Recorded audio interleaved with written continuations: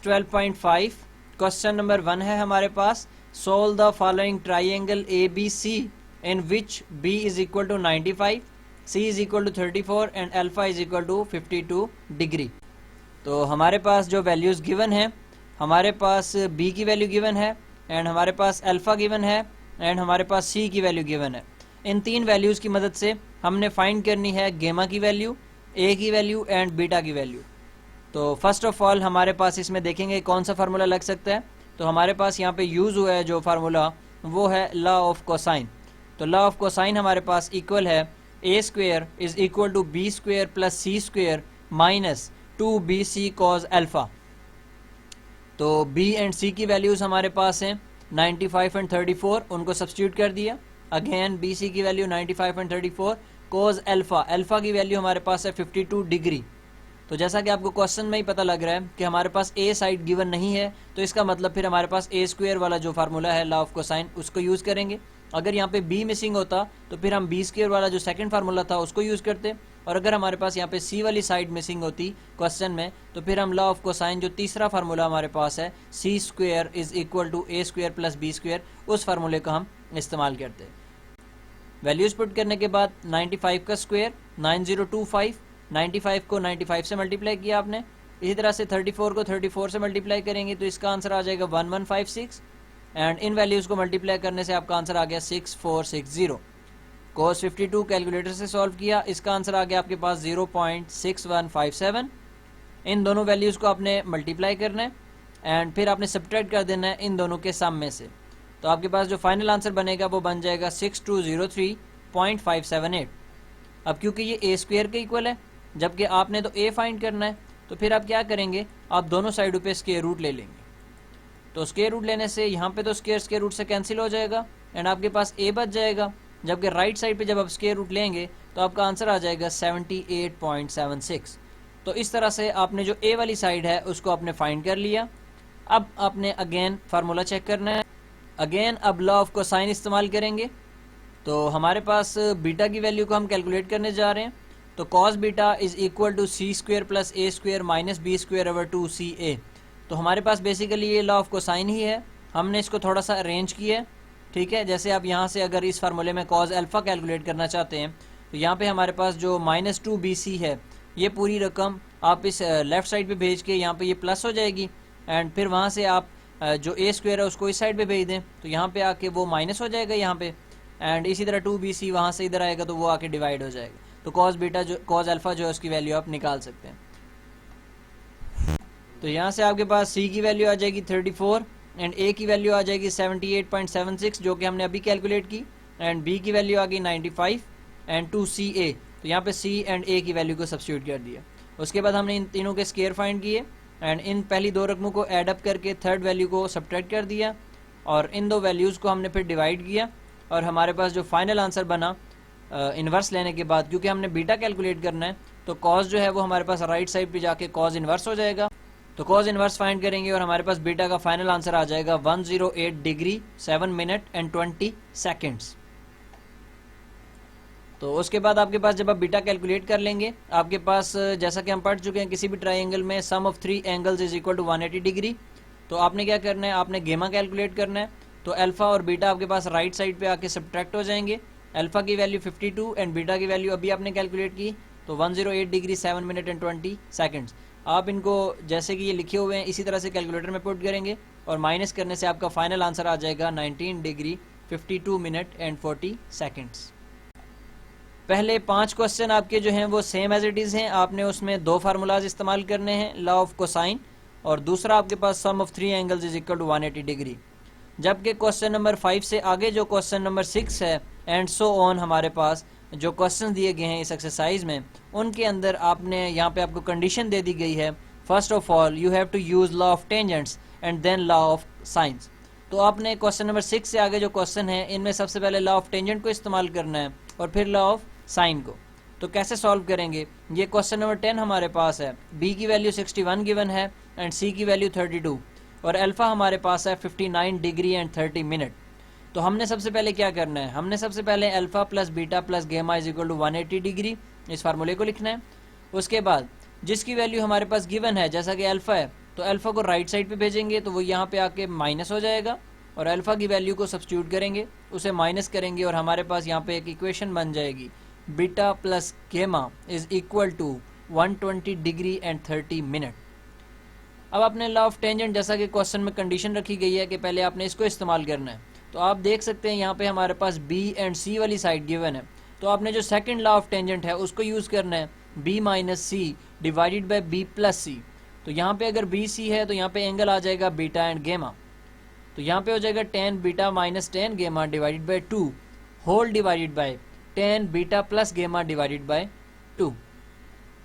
अब जो आपके पास b की वैल्यू 61 है उसको आप सब्स्टिट्यूट कर देंगे, एंड इसी तरह जो c की वैल्यू गिवन है 32 उसको भी आप सब्स्टिट्यूट कर देंगे। जबकि राइट हैंड साइड पे बीटा माइनस गेमा ओवर 2 इसकी वैल्यू आपको नहीं मालूम, जबकि बीटा प्लस गेमा की वैल्यू आपने अभी कैलकुलेट की, वो आपके पास है 120 डिग्री एंड 30 मिनट।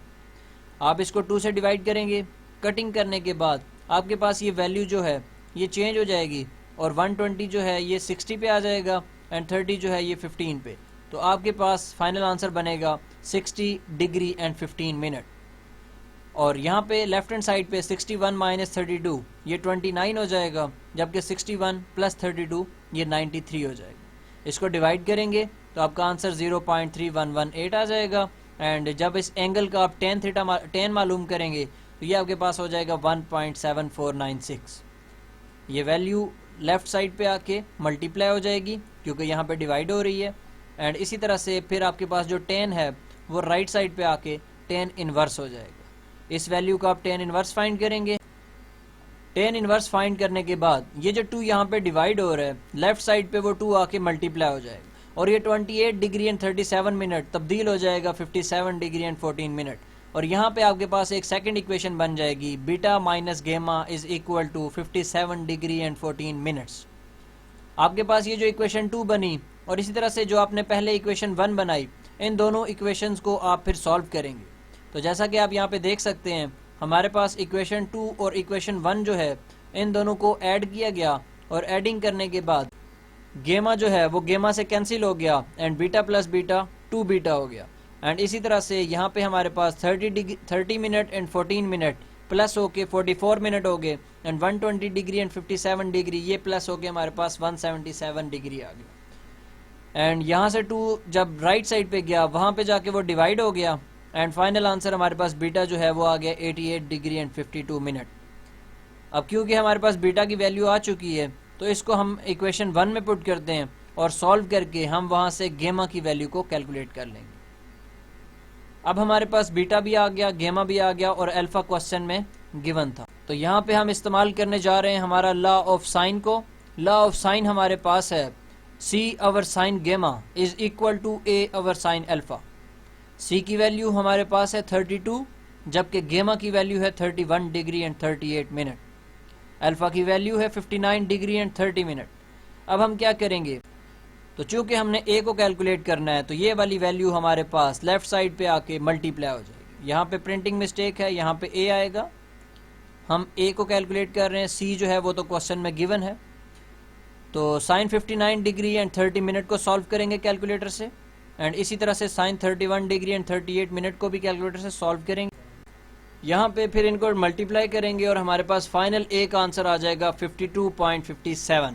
तो इसी तरह से आपने इसी मेथड को यूज़ करते हुए जो आपके पास बाकी क्वेश्चंस हैं उनको भी सॉल्व करना है। क्वेश्चन नंबर 12 है हमारे पास, 2 forces of 40 newton and 30 newton are represented by A B and B C. तो हमारे पास A से B एक फोर्स गिवन है जो कि 40 न्यूटन है। इसी तरह से हमारे पास B से C एक और फोर्स गिवन है जो कि 30 न्यूटन है। तो जैसा कि हमें पता है A कॉर्नर पॉइंट के सामने वाली जो साइड है उसे small a, and C corner point के सामने वाली जो साइड है उसे small c, and B corner point के सामने वाली जो साइड है उसे स्मॉल b कहा जाता है, जो कि हमने फाइंड करना है। हमारे पास 2 फोर्सेस गिवन हैं और which are inclined at an angle of 147 degree and 25 minute. हमारे पास जो बीटा एंगल है वो भी गिवन है। The resultant of A B and B C, हमने फाइंड करना है ए सी को।